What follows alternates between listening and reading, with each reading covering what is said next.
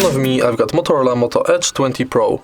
In this video I'll show you how to use Google Maps offline. Firstly, enter Google Maps.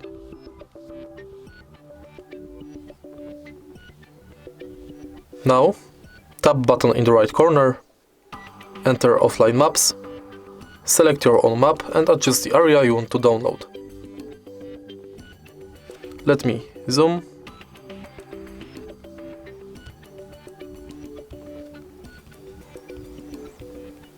And now, tap download.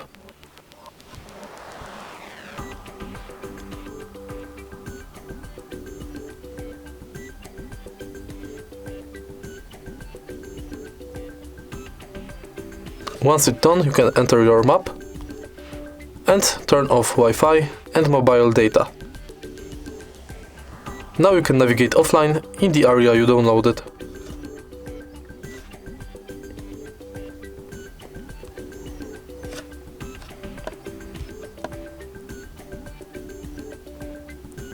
If you find this video helpful, please leave like, comment and subscribe.